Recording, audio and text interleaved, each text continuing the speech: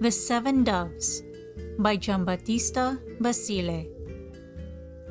He who gives pleasure meets with it. Kindness is the bond of friendship and the hook of love. He who sows not reaps not, of which truth Chula has given you the foretaste of example, and I will give you the dessert, if you will bear in mind what Cato says, speak little at table. Therefore, have the kindness to lend me your ears a while, and may heaven cause them to stretch continually to listen to pleasant and amusing things. There was once, in the county of Arzano, a good woman who every year gave birth to a son, until at length there were 7 of them, who looked like the pipes of the god Pan, with 7 reeds, one larger than another. And when they had changed their first teeth, they said to Janetella their mother, "Hark ye, mother, if after so many sons you do not this time have a daughter, we are resolved to leave home and go wandering through the world like the sons of the blackbirds." When their mother heard this sad announcement, she prayed heaven to remove such an intention from her sons and prevent her losing 7 such jewels as they were. And when the hour of the birth was at hand, the sons said to Janetella, "We will retire to the top of yonder hill or rock opposite. If you give birth to a son, put an inkstand and a pen up at the window. But if you have a little girl, put up a spoon and a distaff. For if we see the signal of a daughter, we shall return home and spend the rest of our lives under your wings. But if we see the signal of a son, then forget us, for you may know that we have taken ourselves off." Soon after the sons had departed, it pleased heaven that Janetella should bring forth a pretty little daughter. Then she told the nurse to make the signal to the brothers, but the woman was so stupid and confused that she put up the inkstand and the pen. As soon as the 7 brothers saw the signal, they set off and walked on until at the end of 3 years they came to a wood where the trees were performing the sword dance to the sound of a river which made music upon the stones. In this wood was the house of an ogre, whose eyes having been blinded whilst asleep by a woman, he was such an enemy to the sex that he devoured all whom he could catch. When the youths arrived at the ogre's house, tired out with walking and exhausted with hunger, they begged him for pity's sake to give them a morsel of bread. And the ogre replied that if they would serve him, he would give them food, and they would have nothing else to do but to watch over him like a dog, each in turn for a day. The youths, upon hearing this, thought they had found father and mother, so they consented and remained in the service of the ogre, who, having gotten their names by heart, called once for Giangrazio, at another time for Cecchitiello, now for Pascale, now for Nuccio, now Pone, now for Pazzilio, and now Carcavecchia, for so the brothers were named, and giving them a room in the lower part of the house, he allowed them enough to live upon. Meanwhile, their sister had grown up, and hearing that her 7 brothers, owing to the stupidity of the nurse, had set out to walk through the world, and that no tidings of them had ever been received, she took it into her head to go in search of them. And she begged and prayed her mother so long that at last, overcome by her entreaties, she gave her leave to go, and dressed her like a pilgrim. Then the maiden walked and walked, asking at every place she came to whether any had seen 7 brothers. And thus she journeyed on until at length she got news of them at an inn, where, having inquired the way to the wood one morning, at the hour when the sun with the penknife of his rays scratches out the ink spots made by night upon the sheet of heaven, she arrived at the ogre's house, where she was recognized by her brothers with great joy, who cursed the inkstand and the pen for writing falsely such misfortune for them. Then, giving her 1,000 caresses, they told her to remain quiet in their chamber, that the ogre might not see her, bidding her at the same time give a portion of whatever she had to eat to a cat which was in the room, or otherwise she would do her some harm. Gianna, for so the sister was named, wrote down this advice in the pocketbook of her heart and shared everything with the cat like a good companion, always cutting justly and saying, "This for me, this for thee, this for the daughter of the king," giving the cat a share to the last morsel. Now it happened one day that the brothers, going to hunt for the ogre, left Gianna a little basket of chickpeas to cook, and as she was picking them, by ill luck, she found among them a hazelnut, which was the stone of disturbance to her quiet, for having swallowed it without giving half to the cat. The latter, out of spite, jumped on the table and blew out the candle. Gianna, seeing this, and not knowing what to do, left the room, contrary to the command of her brothers, and going into the ogre's chamber, begged him for a light. Then the ogre, hearing a woman's voice, said, "Welcome, madam. Wait a while. You have found what you are seeking." And so saying, he took a Genoa stone, and daubing it with oil, he fell to whetting his tusks. But Gianna, who saw the cart on a wrong track, seizing a lighted stick, ran to her chamber, and bolting the door inside, she placed against it bars, stools, bedsteads, tables, stones, and everything there was in the room. As soon as the ogre had put an edge on his teeth, he ran to the chamber of the brothers, and finding the door fastened, he fell to kicking it to break it open.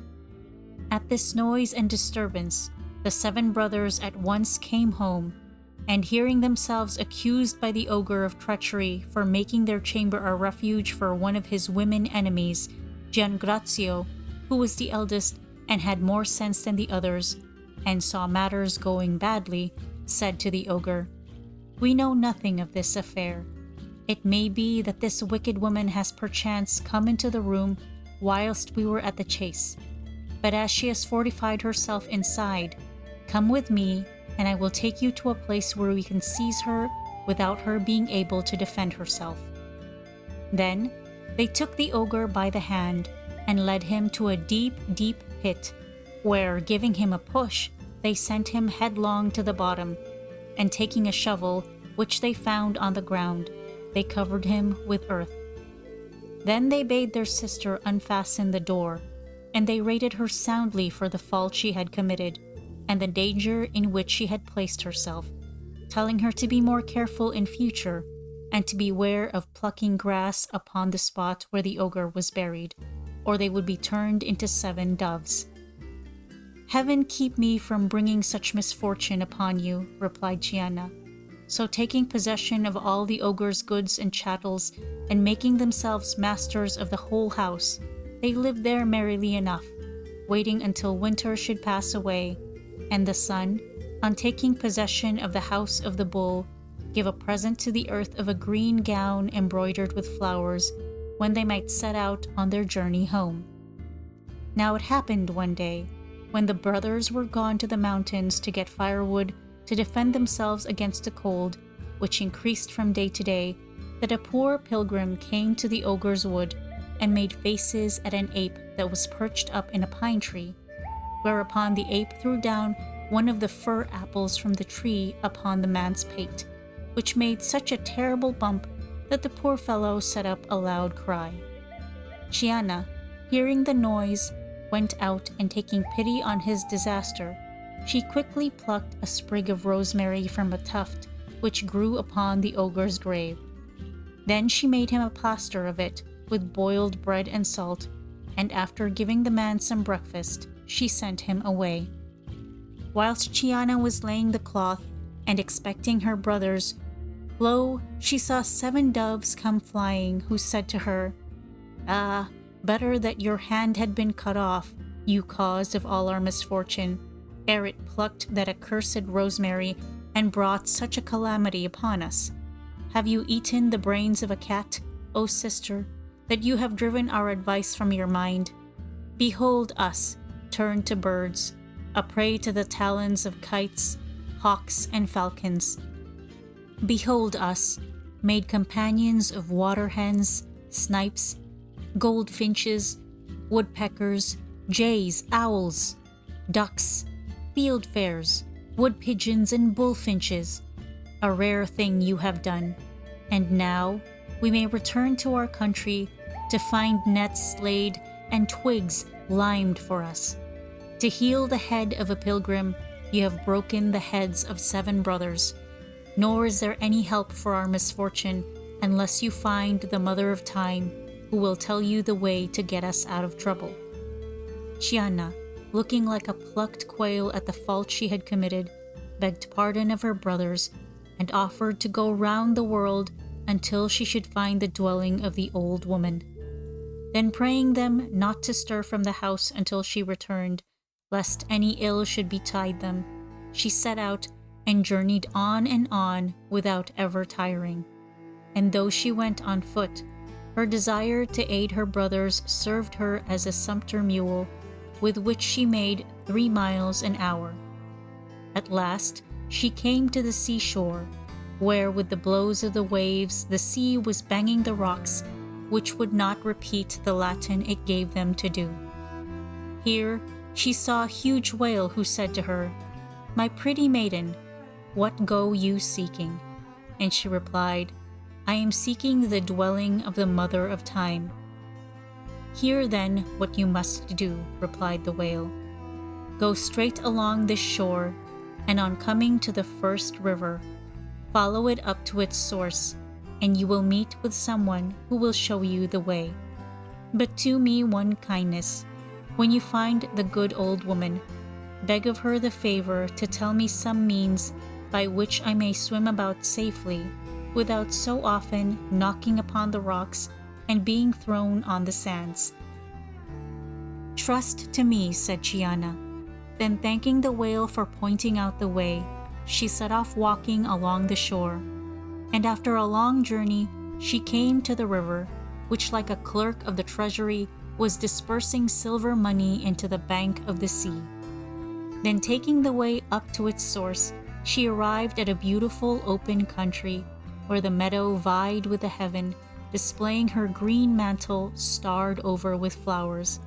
And there she met a mouse, who said to her, "Whither are you going thus alone, my pretty girl?" And Gianna replied, "I am seeking the Mother of Time." "You have a long way to go," said the mouse, "but do not lose heart. Everything has an end. Walk on, therefore, toward yon mountains which, like the free lords of these fields, assume the title of Highness, and you will soon have more news of what you are seeking. But do me one favor. When you arrive at the house you wish to find, get the good old woman to tell you what you can do to rid us of the tyranny of the cats. Then command me, and I am your slave." Gianna, after promising to do the mouse this kindness, set off towards the mountains, which, although they appeared to be close at hand, seemed never to be reached. But having come to them at length, she sat down, tired out, upon a stone, and there she saw an army of ants, carrying a large store of grain, one of whom, turning to Gianna, said, "Who art thou, and whither art thou going?" And Gianna, who was courteous to everyone, said to her, "I am an unhappy girl, who, for a matter that concerns me, am seeking the dwelling of the Mother of Time." "Go on further," said the ant, "and where these mountains open into a large plain, you will obtain more news. But do me a favor. Get the secret from the old woman, what we ants can do to live a little longer, for it seems to me a folly in worldly affairs to be heaping up such a large store of food for so short a life, which, like an auctioneer's candle, goes out just at the best bidding of years." "Be at ease," said Gianna. "I will return the kindness you have shown me." Then she passed the mountains and arrived at a wide plain, and proceeding a little way over it, she came to a large oak tree. a memorial of antiquity whose fruit, a mouthful which time gives to this bitter age of its lost sweetness, tasted like sweetmeats to the maiden, who was satisfied with little. Then the oak, making lips of its bark and a tongue of its pith, said to Gianna, "Whither are you going so sad, my little daughter? Come and rest under my shade." Gianna thanked him much, but excused herself, saying that she was going in haste to find the mother of time. And when the oak heard this, he replied, "You are not far from her dwelling, for before you have gone another day's journey, you will see upon a mountain a house in which you will find her whom you seek. But if you have as much kindness as beauty, I prithee learn for me what I can do to regain my lost honor.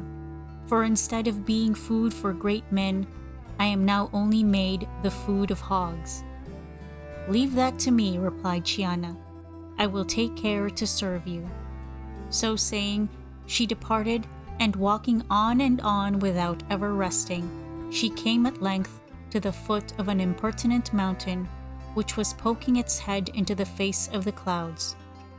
There she found an old man, who, wearied and wayworn, had lain down upon some hay. And as soon as he saw Gianna, he knew her at once, and that it was she who had cured his bump. When the old man heard what she was seeking, he told her that he was carrying to Time the rent for the piece of earth which he had cultivated, and that Time was a tyrant who usurped everything in the world, claiming tribute from all, and especially from people of his age.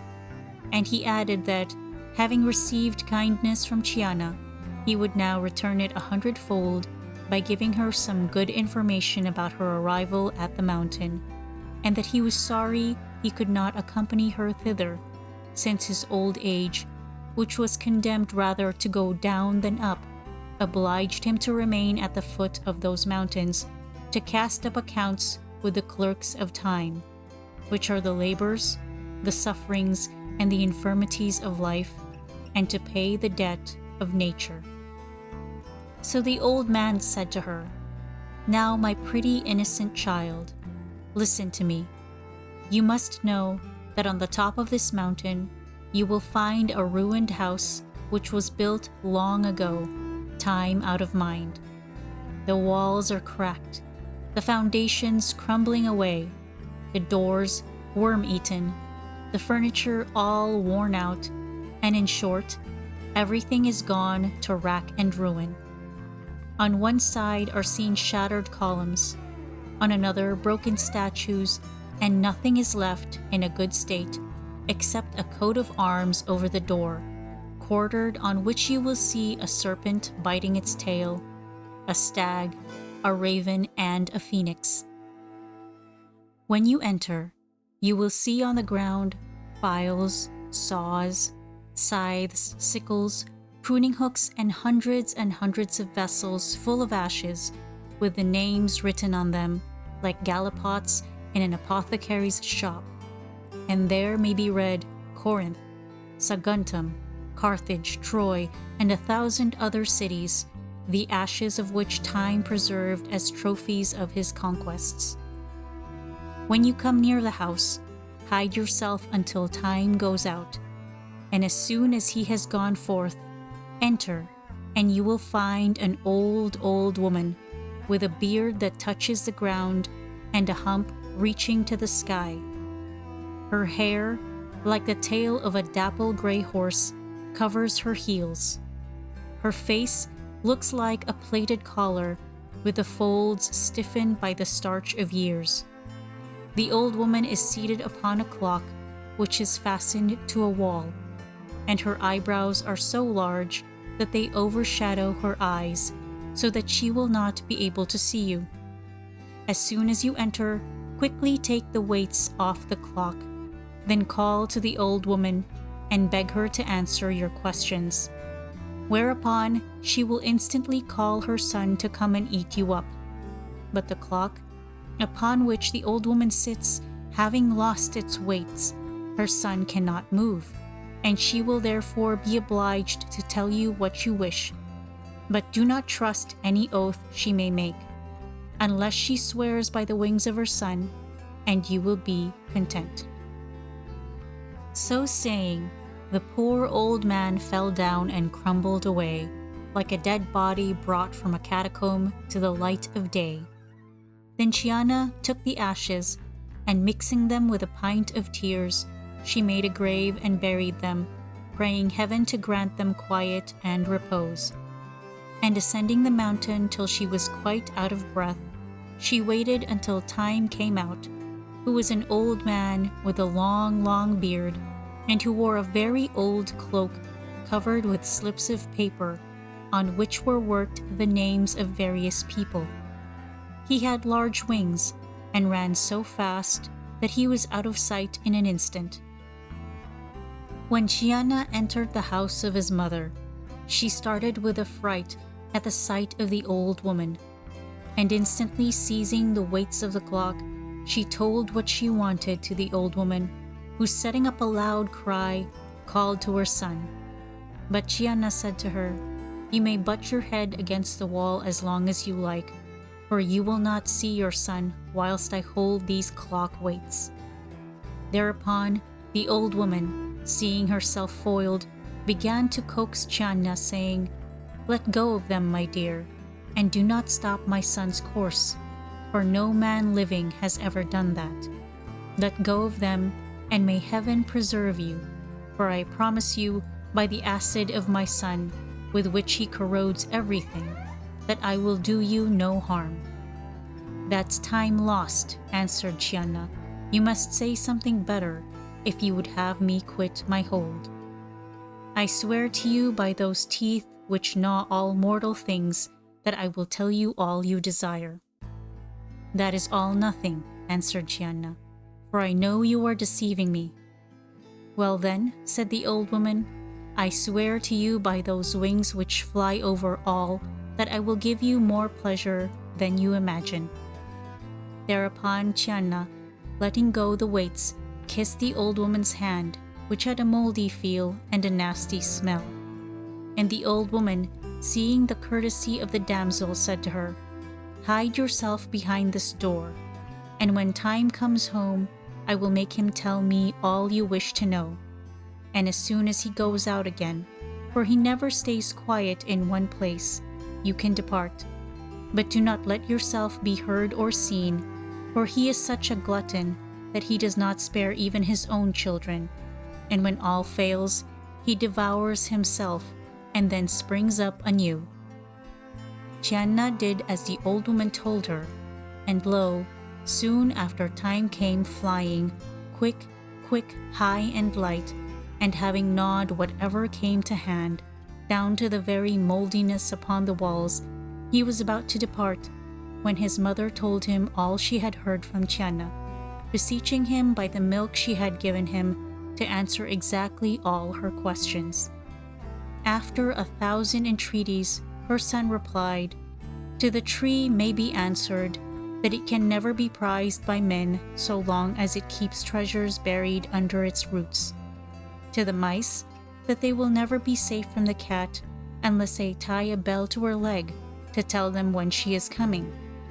To the ants, that they will live 100 years if they can dispense with flying, for when the ant is going to die, she puts on wings. To the whale, that it should be of good cheer and make friends with the sea mouse, who will serve him as a guide, so that he will never go wrong. And to the doves, that when they alight on the column of wealth, they will return to their former state." So saying, Time set out to run his accustomed post, and Gianna, taking leave of the old woman, descended to the foot of the mountain, just at the very time that the 7 doves, who had followed their sister's footsteps, arrived there. Wearied with flying so far, they stopped to rest upon the horn of a dead ox, and no sooner had they alighted than they were changed into handsome youths as they were at first. But while they were marveling at this, they heard the reply which Time had given, and saw at once that the horn, as a symbol of plenty, was the column of wealth of which Time had spoken. Then embracing their sister with great joy, they all set out on the same road by which Gianna had come. And when they came to the oak tree and told it what Gianna had heard from Time, the tree begged them to take away the treasure from its roots, since it was the cause why its acorns had lost their reputation. Thereupon, the 7 brothers, taking a spade which they found in the garden, dug and dug until they came to a great heap of gold money, which they divided into 8 parts and shared among themselves and their sister, so that they might carry it away conveniently. But being wearied with the journey and the load, they laid themselves down to sleep under a hedge. Presently, a band of robbers coming by and seeing the poor fellows asleep with their heads upon the clothfuls of money, bound them hand and foot to some trees and took away their money, leaving them to bewail not only their wealth, which had slipped through their fingers as soon as found, but their life. For being without hope of succor, they were in peril of either soon dying of hunger or allaying the hunger of some wild beast. As they were lamenting their unhappy lot, up came the mouse, who, as soon as she heard the reply which Time had given, in return for the good service, nibbled the cords with which they were bound and set them free. And having gone a little way further, they met on the road an ant, who, when she had heard the advice of Time, asked Gianna what was the matter, that she was so pale-faced and cast down. And when Gianna told her their misfortune and the trick which the robbers had played them, the ant replied, "Be quiet. I can now requite the kindness you have done me. You must know that whilst I was carrying a load of grain underground, I saw a place where these dogs of assassins hide their plunder. They have made some holes under an old building in which they shut up all the things they have stolen. They are just now gone out for some new robbery, and I will go with you and show you the place so that you may recover your money." So saying, she took the way towards some tumble-down houses and showed the 7 brothers the mouth of the pit. Whereupon Giangrazio, who was bolder than the rest, entering it, found there all the money of which they had been robbed. Then taking it with them, they set out and walked towards the seashore, where they found the whale, and told him the good advice which Time, who is the father of counsel, had given them. And whilst they stood talking of their journey and all that had befallen them, they saw the robbers suddenly appear, armed to the teeth, who had followed in their footsteps. At this sight they exclaimed, "Alas, alas, we are now wholly lost, for here come the robbers armed, and they will not leave the skin on our bodies." "Fear not," replied the whale, "for I can save you out of the fire, and will thus requite the love you have shown me. So get upon my back, and I will quickly carry you to a place of safety." Gianna and her brothers, seeing the foe at their heels and the water up to their throats, climbed upon the whale, who, keeping far off from the rocks, carried them to within sight of Naples. But being afraid to land them on account of the shoals and shallows, he said, "Where would you like me to land you? On the shore of Amalfi?" And Giangrazio answered, "See whether that cannot be avoided, my dear fish. I do not wish to land at any place hereabouts, for at Massa they say barely good day, at Sorrento thieves are plenty, at Vico they say you may go your way, at Castel Amare no one says how are ye." Then the whale, to please them, turned about and went toward the salt rock where he left them, and they got put on shore by the first fishing boat that passed. Thereupon they returned to their own country, safe and sound and rich, to the great joy and consolation of their mother and father. And thanks to the goodness of Gianna, they enjoyed a happy life, verifying the old saying, "Do good whenever you can, and forget it